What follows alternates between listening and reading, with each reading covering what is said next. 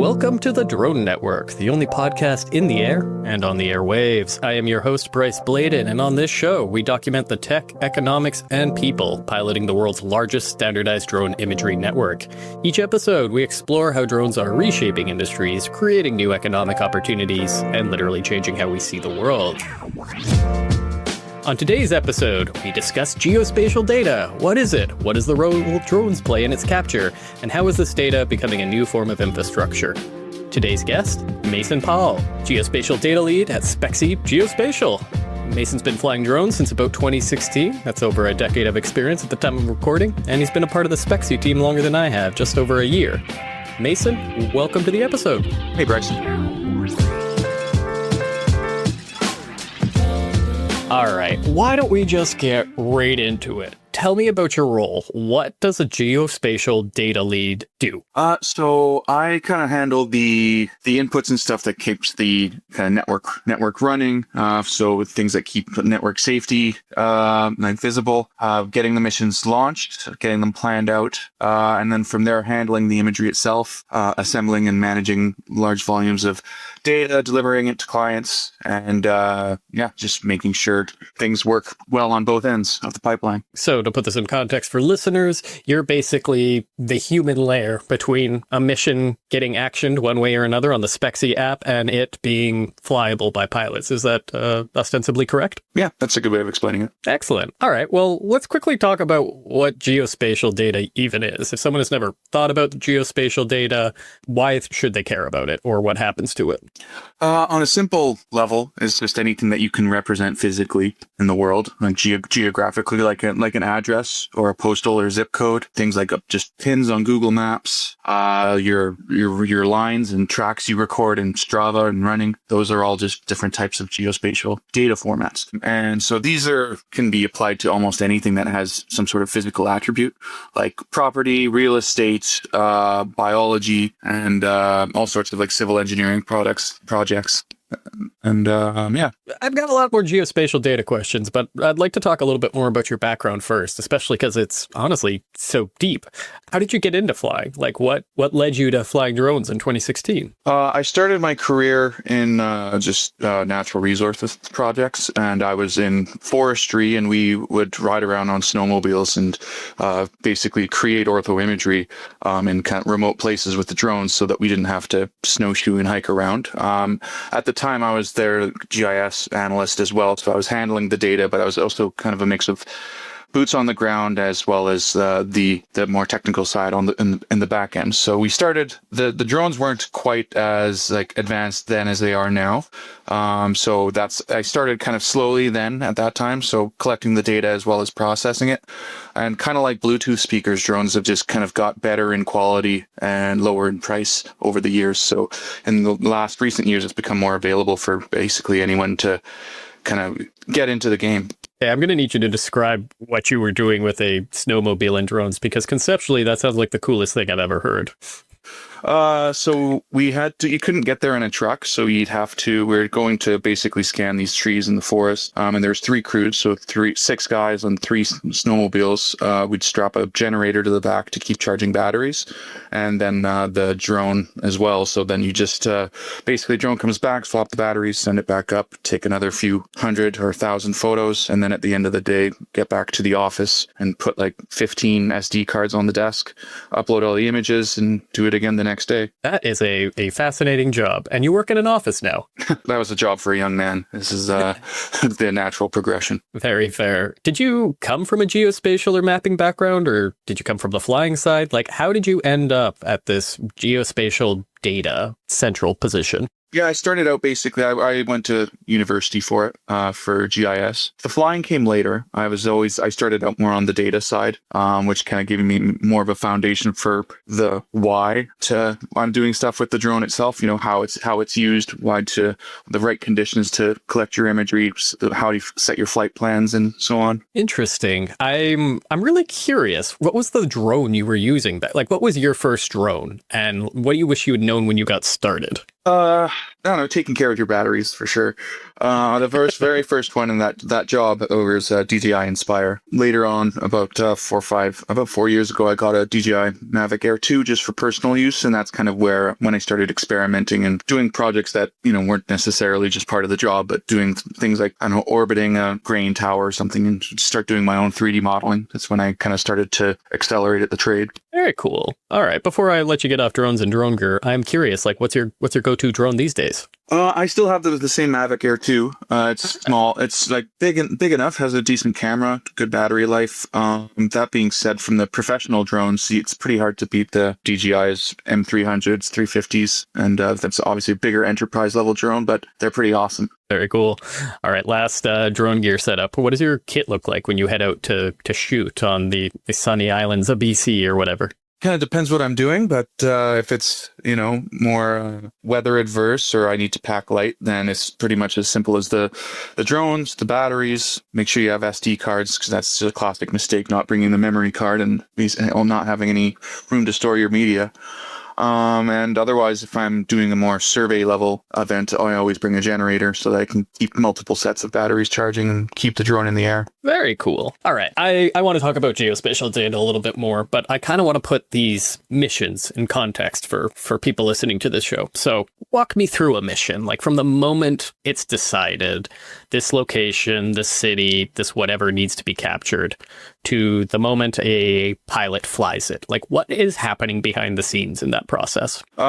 So it starts out with basically the deliverable. What's being asked for, right? Is it kind of top-down ortho imagery, like bird's eye view? Are we looking for more of a 3D product that captures all angles and facades, or is it more of just like a browsing and viewing kind of Google Street View looking kind of photosphere? And from then, so we decide now we know what we're doing, and then next in the meeting to know where it is.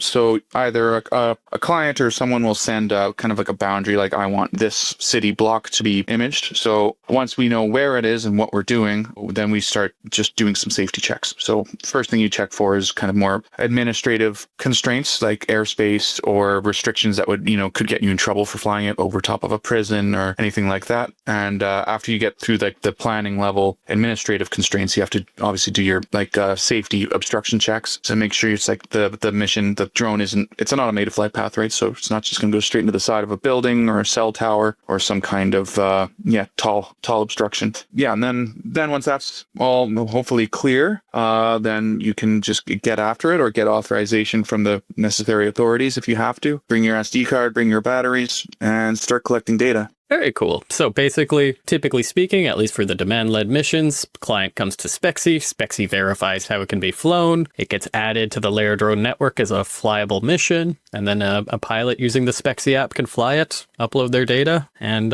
Bob's your uncle. Makes sense. So what I'd be really curious about is where does this data go? Like, what's an interesting real-world application of data being captured on the LayerDrone Network right now? Like, what is something that would maybe surprise people about how it's being used? So the digital twins are basically, kind of think of it as Tron. Basically, we can make 3D models and update stuff in real time. So that's happening for a few clients, which is pretty cool. Large scale infrastructure projects, so highways and bridges. They like to use those. Some for golf courses, some for just there was a project where the police were monitoring the festival, actually using kind of real-time drone data submissions. So they had a kind of aerial view just to make sure that places weren't getting overcrowded and where potential problem points could be. So there's a lot of applications beyond just real estate photography and civil construction stuff. Absolutely. That police one is particularly interesting to me because when I first heard about it, I assumed some kind of people monitoring, but my understanding was that it was actually A, flown at a level where faces weren't necessarily identifiable, but B, was more driven by understanding, as you described, where crowds were moving, how they were moving, and if there were any potential issues with how they were forming, which is very interesting. It's not an application, particularly one for law enforcement, I would have ever considered. On that note, you used to be the coolest man in the world, get your snow dogs, some snowmobiles, your mobile generators, and your flying robots, and you basically work as a crew. So I'm really curious, now that you are doing mission design for thousands, tens of thousands of pilots. Like, what's the difference between working with a distributed network like that and working with a, I'm going to say, traditional survey crew, with the understanding that traditional isn't necessarily snowmobiles and mobile generators and yada, yada, yada? Yeah, of course. Well, for that one, when you're planning the mission for yourself, you're kind of looking more directly at the site, right? That when there's hundreds or thousands of missions happening at the same time, it's the nature of the problem changes, right? To be able to stay, I guess, diligent enough to make sure you're not putting other pilots at risk, because you're basically creating their flight plans for them. And by kind of removing that control, you can potentially put them in, situations they shouldn't be in, right? So that side of it is certainly different, creating missions from the office without ever having gone to, somewhere in the UK or, southeastern USA. You just have to trust the processes that you've made, right? And the reliability of the data that you use to create the plans. So that can be a little, makes you nervous at first, but over time, the percentages of successful missions are quite high. So it's gotten more comfortable with it recently. Excellent. All right. One last question before I try to throw you to our hit segment. How do you explain what you do to people who have no idea what drone mapping is? I need to figure that out. I can't even explain it to my own family at this point. I was going to say, I'm running into this issue with my mom. The simplest way is to say I make maps. But I don't do as much cartography as I once did. But yeah, drone surveying. I just say I'm use drones for surveying, create aerial imagery. I try to keep it simple, for sure. When your job is too hard to explain, people's face go blank a little bit. So. Yeah. All right. Good answer. Okay. Last question. Do you have time to join in on our hit segment? Well, I was going to call it Drone or Don't, but I guess that's a different version of this hit segment. I'm going to tell you 2 facts about drones and a lie, and I want you to tell me which one of them is a lie. Do you care to join me for this? Sure, let's do it. All right. I'm going to tell you 3 facts about drones. I'm going to give you 1, 2, then 3. Then I want you to tell me which one is the lie. You ready? Let's go. All right. Fact number 1. The U.S. military used a drone to draw propaganda leaflets over enemy territory as far back as World War II. Fact number 2. The word drone for unmanned aircraft was popularized by a 1930s British target drone called the DH-82B Queen Bee.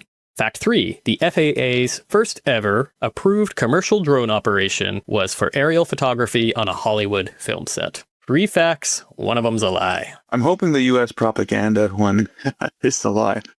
Unfortunately, it is not. And fun fact, drones have been used in war as early as 1850 when Austria and the Vatican were at war. Austria tried to launch a bunch of drones with fused bombs on them from a boat and from Austria to attack Vienna, Venice. Regardless, maybe one landed in the city, the rest landed on the boat and in Austria. Wow. So it didn't go great. But no, the U.S. military did use a drone to drop propaganda leaflets over quite a few places. Wow. No, the lie was actually the FAA's first ever approved commercial drone operation. Not at all related to Hollywood.